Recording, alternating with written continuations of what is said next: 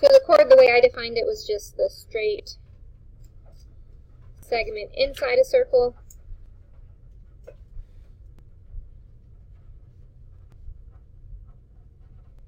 And then the arc is part of the outside of the circle, part of the curve.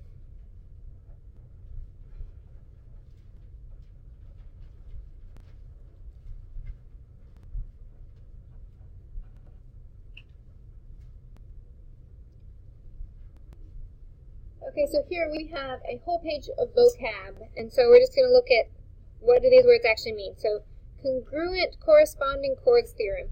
What do you think the most important word in that is? Congruent. Congruent means we set things to equal each other and solve it. And so all this is saying is, in the same circle, a congruent circle, two minor arcs are congruent if their corresponding chords are congruent. So if we know these two are the same, then we know the arcs are the same, and the other way around. So if we know the arcs are the same, the chords have to be the same length. Perpendicular chord bisector theorem. What do you think the important words there are? Yeah, perpendicular and bisect. And it just means that if the diameter, so this is when we're dealing with diameter, is perpendicular, then it bisects. So I'm going to write out that. So if we have a perpendicular diameter, it bisects the chord. What does bisects mean?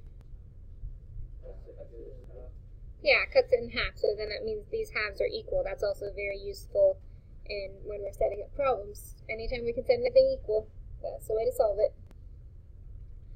Alright, and then converse. Do you guys remember what converse means? Converse is a shoe, but do you remember what it means in math? Yeah, let's just change it. It's just the opposite. So this is just saying if we know the chords are equal, then it's perpendicular. Okay, equidistant. Who knows what equidistance means? Equal distance. So if we have equal distance, then congruent. So they're the same length if they're the same distance from the center.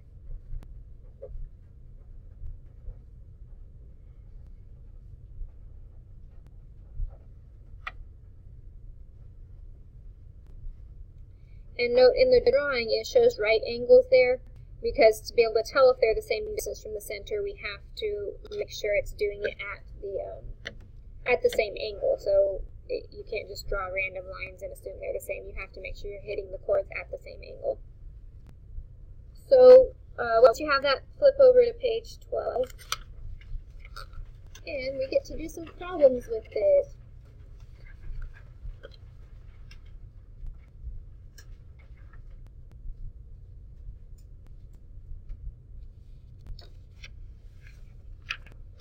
Okay, this is the fun part of math. It's like a puzzle that we solve. So what is Wx? Who has an idea of how we can find Wx, or what that would be?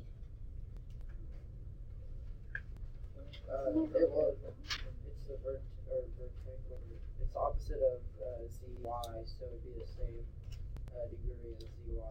Perfect. So it's the vertical angles. Vertical angles in the middle. So if this is 42, then it has to equal 42 degrees. All right, YZ is missing a segment sign on top of it. Well, what's the segment YZ equal? 3.6. How do we know? Yeah, we have again those vertical angles, and the chords bisect each other. Or sorry, do not bisect, but they are the same width.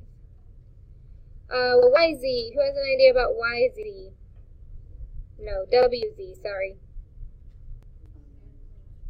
9.2. Same thing. And we should have our segment symbol.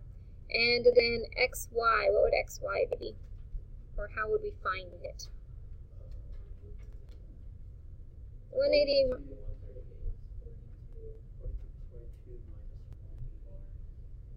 So I'm hearing a couple. 42 plus 42 equals 34. 180 minus 8 is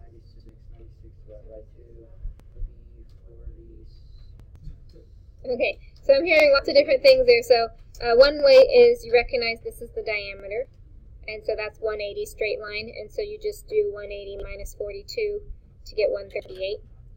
The other way is if you don't see that and you just know this is 42, this is 42, and then we have two arcs that are going to be the same here. You can do 360 minus 42 minus 42 equal, what does that equal?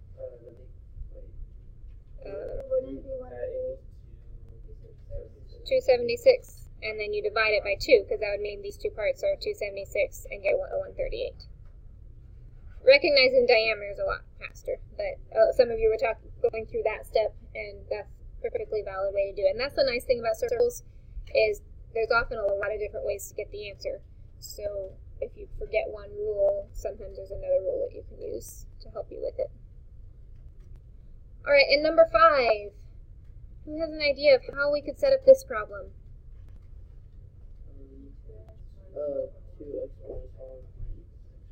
Yeah, so that's our perpendicular.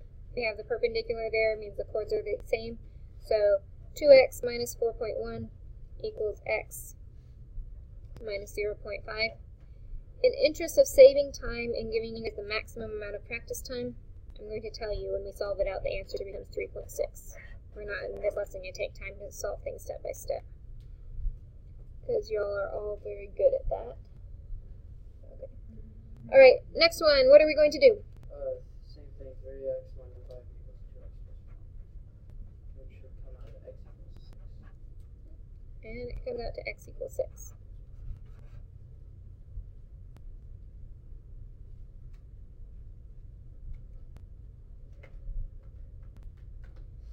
All right, how about in 7?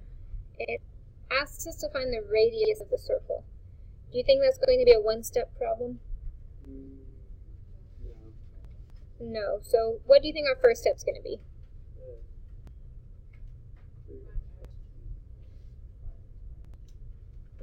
So they're going to equal each other, right? Because it's, again, the equidistance from the center. So we do 5x minus 2 equals 3x plus 2. You can solve it out, or I can tell you to save time. X equals 2. So now, what do you think our second step would be?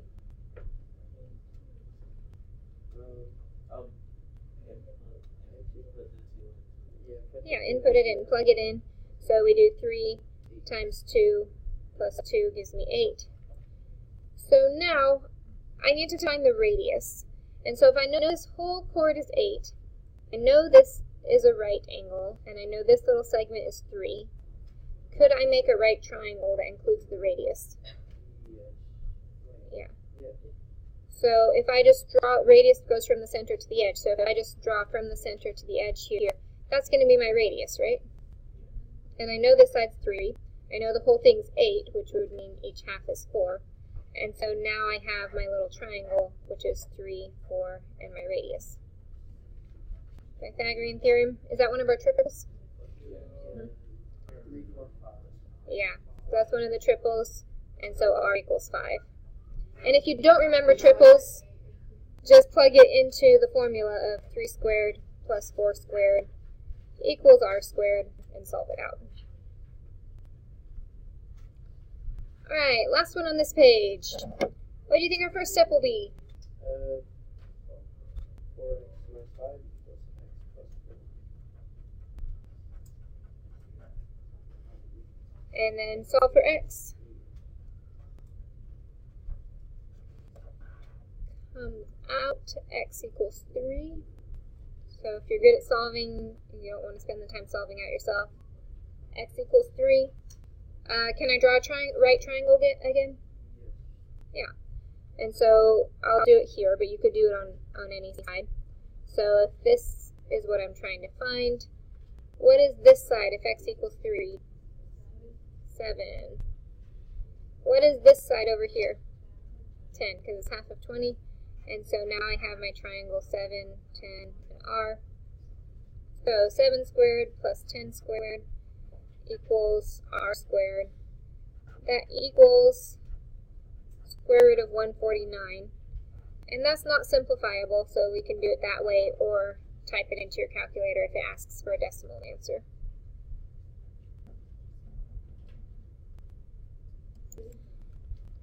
Inscribed angle is, pictures really help me, so it's just any big angle. We did this in the warm-up, where the vertex is on the circle and is stretching all the way across to have an arc across the circle. And so you can call it the big angle. It's not just coming from the center. So big angle inside circle. The vertex is on the circle. Okay, so that's the important part to remember. Vertex is on the circle. It's not the central angle like we were doing last class. Okay, intercepted arc. What does intercepted mean? The curve between two lines.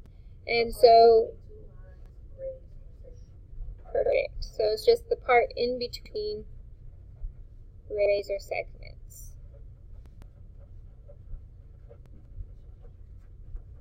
So subtend then, is that did anyone heard that before this class? No, subtend. So subtend. So subtend, if you read down farther and saw it, is just a chord or arc inside an angle.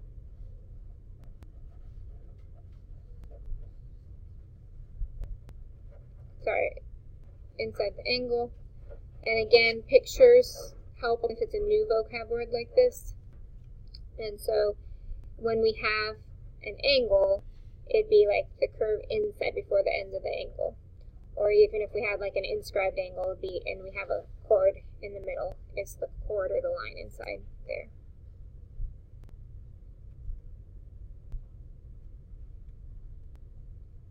So if an inscribed angle has a vertex on the circle, what do you think an inscribed polygon has? Yeah. So it's a polygon inside.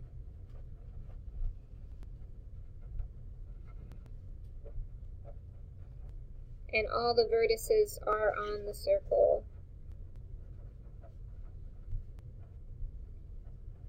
So every corner point is touching. And then circumscribed circle, that word scribed again, that's just the circle around it.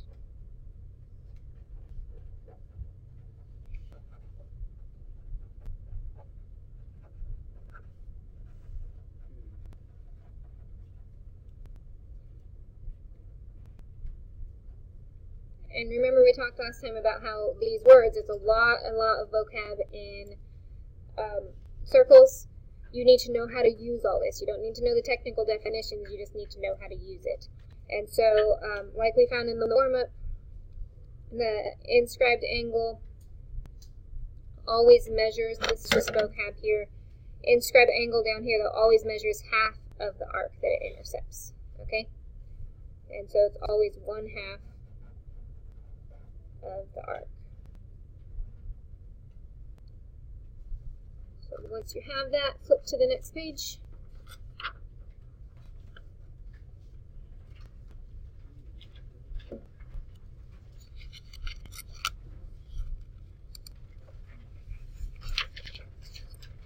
Alright, one more page of vocab here. So inscribed angles in a circle, this was again in that warm-up that you created the circles, is that they're just congruent. So if the angles are congruent, the arc is the same. If the arc is the same, we know that the angles are congruent. Polygons, this is just the vocab that we talked about on the page before. This is a really important one though, and this is what you did in your warm-up today. If we have a diameter, then we have a right triangle. So if the diameter is one side of an inscribed triangle, then it is a right triangle.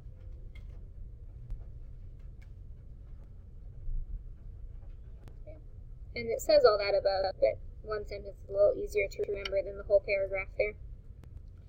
And that's really important to use right triangles to solve a lot in geometry. So if we have a diameter and a triangle, we know it's a right triangle.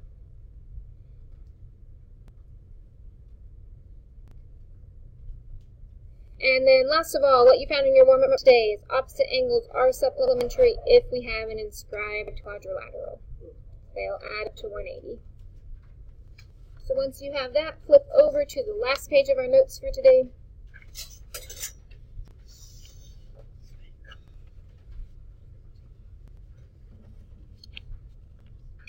And let's do some more solving out missing parts here. So if angle B is 28, and this is our diameter, what would angle A be?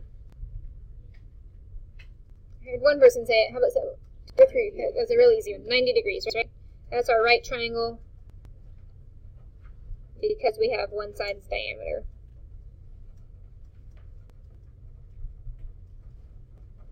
Alright, so here's my challenge. For the rest of these, I want so many people to answer this that it picks your voices up on the recording, okay? So, measure of angle C. Take a minute. I'm going to give a countdown, see how many people can give me the right answer.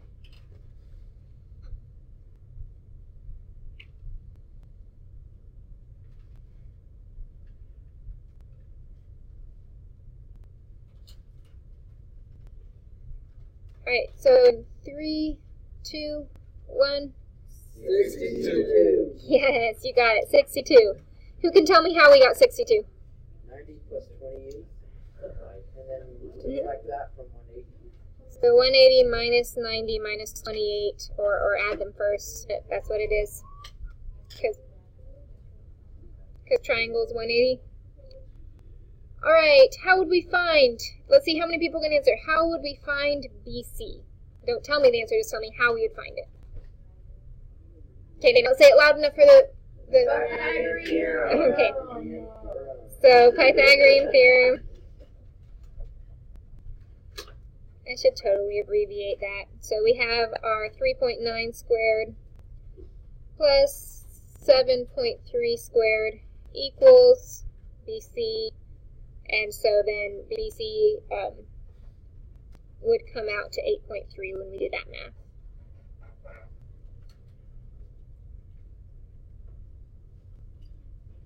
Okay, AC is next. Take a minute, think about it. We're going to try to say it all together once more. How could you find an AC?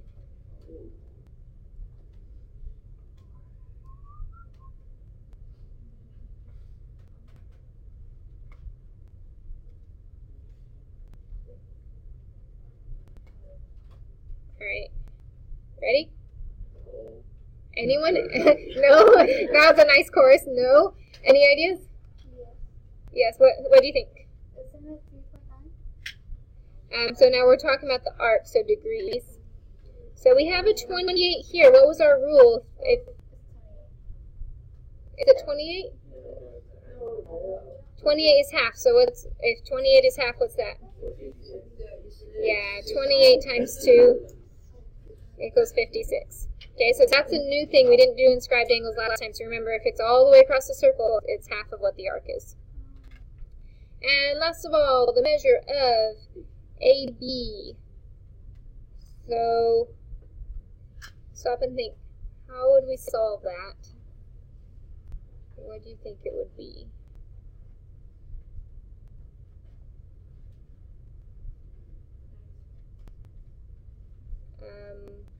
Close.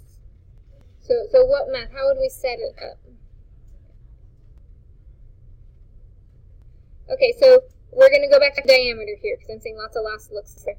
If I know this is 180 degrees, and I just found this is 56, and I'm trying to find 80 here.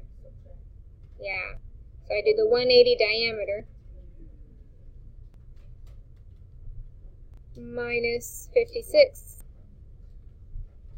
I get 124. You were right, you should have said it loud for the video. Okay. 2 pairs of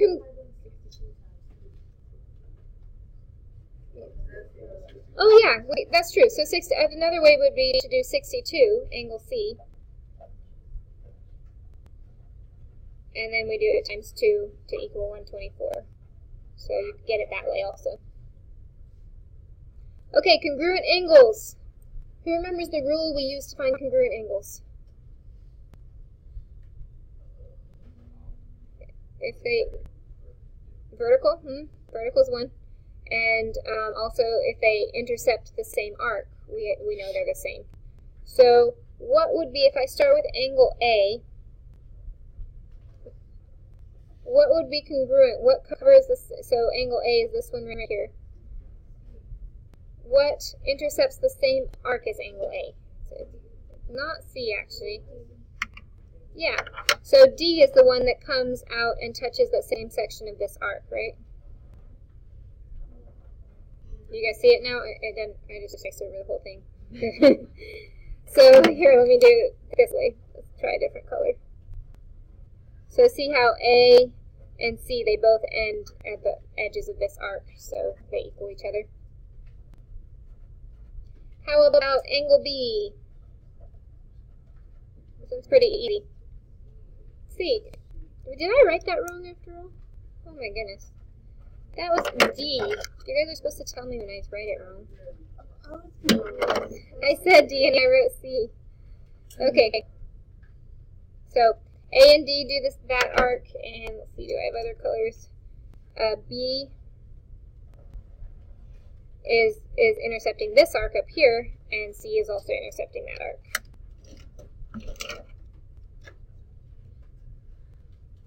I don't think the colors help. I think that made it more confusing. But there they are for you. Alright, last problem for today. Find the value of each variable. So stop and think how you would set this up. Don't say anything yet.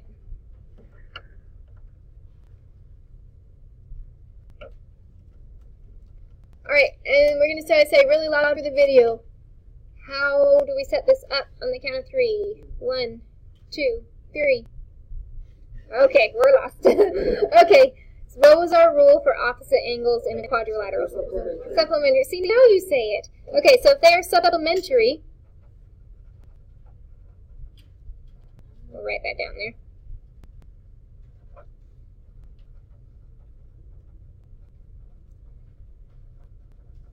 Opposite angle supplementary, what would M equal? 115. What would N equal? 80, because we just do the 180 minus 65, or 180 minus 100. See how easy it is? Alright, and that's the end of our notes for today.